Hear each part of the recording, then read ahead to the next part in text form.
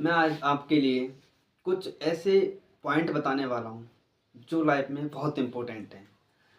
क्या आपने कभी खुद से ये 7 सवाल किए हैं, जिसमें से पहला सवाल आता है कि क्या मैं अपने करियर के लिए कुछ कर रहा हूँ? आपने कभी देखा होगा कि हम गोल तो सेट कर लेते हैं, बट आपने कभी ये सोचा है कि जो मैंने प्लानिंग करी है गोल के लिए, उस पे मैं अच्छे से वर्क कर पा रहा हूँ? तो आप अगर अच्छे से उसका एनालाइज़ करेंगे, तो आप पाएँगे कि 50% ही आप उस पे वर्क कर रहे हैं। कुछ टाइम तो आप 100% देते हैं। जब हमारे अंदर एक जुनून होता है उस गोल को अचीव करने का, तब हम उस पे 7 दिन या फिर हफ़्ते भर या फिर मंथली उस पे अच्छे से वर्क करते हैं।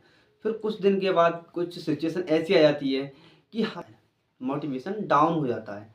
ये कब होता है कि कुछ कुछ हमारे फ्रेंड सर्कल में कुछ ऐसे लोग होते हैं जो हमारे लिए डीमोटिवेट करते हैं, या फिर हमारे लिए कुछ लोग ऐसी बात बता देते हैं जो कि हम उससे डीमोटिवेट हो जाते हैं।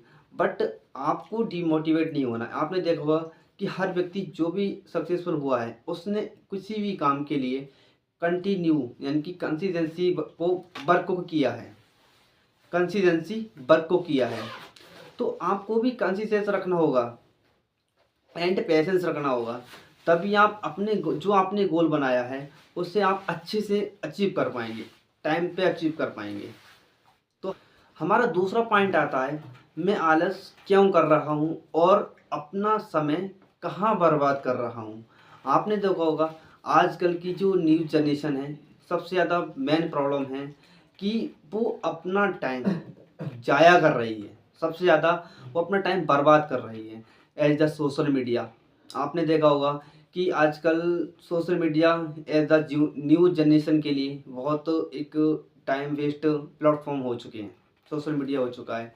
तो आपने देखा होगा कभी कभी कि हम कोई ऐसी फनी वीडियो देखते हैं जिससे हमारा हैप्पीनेस मिलती है, मान लेते हैं।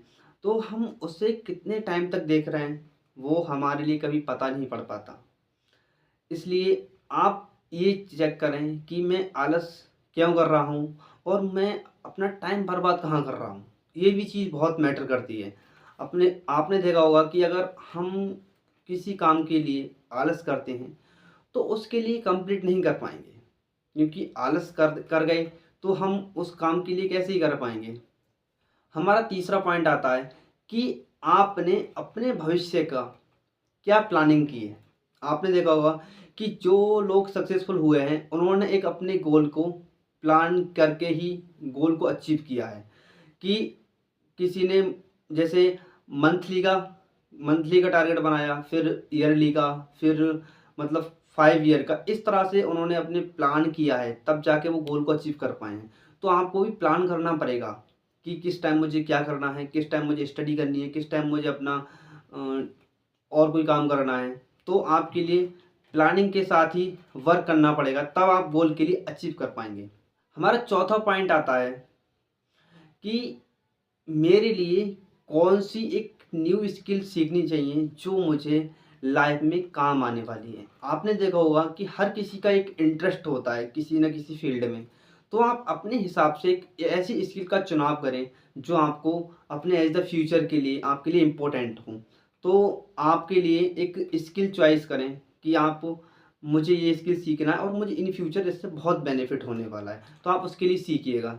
हमारा पांचवा पॉइंट आता है कि क्या मैं 12 घंटे बिना छुट्टी किए काम को करने के लिए तैयार हूँ।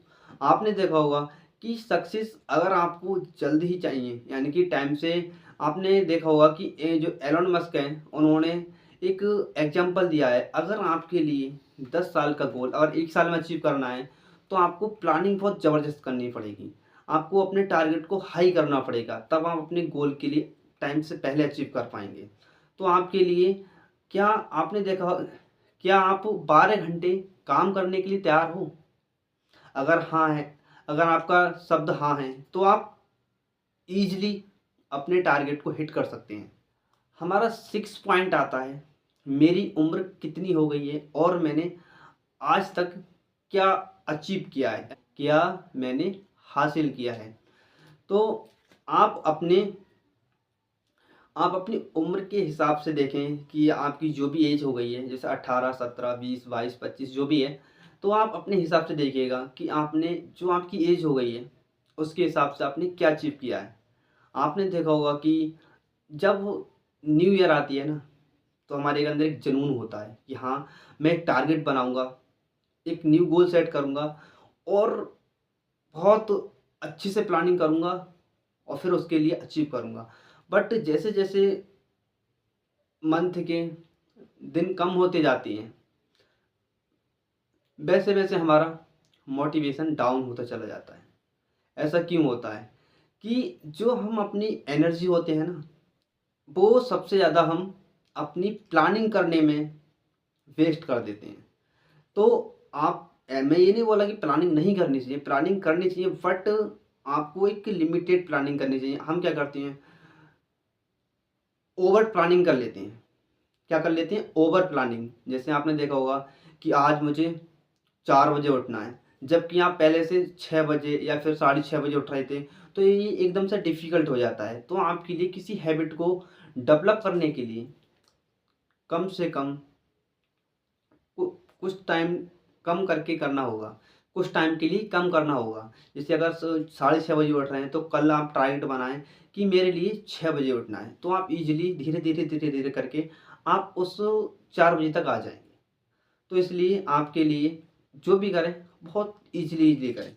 और हमारा लास्ट और इम्पोर्टेंट पॉइंट आता है कि आप अगले 5 सालों में क्या अचीव करने वाले हैं। 5 सालों में आप क्या अचीव करने वाले हैं, आप उस तरह से प्लान बनाइए। आप अपने आप के लिए विजुअलाइज कीजिए कि मैं 5 साल में कहाँ हूँगा। 5 साल में मैंने ये चीज़ ले रखी होगी, जैसे मेरा खुद का घर होगा, मेरी खुद की गाड़ी होगी। तो आपके लिए ये चीज़ बहुत ये चीज़ आपको चेक करनी चाहिए और आपको प्लानिंग भी करनी चाहिए। तो thank you for this my video. आपको ये वीडियो कैसी लगी, लाइक एंड कमेंट करके बताएं।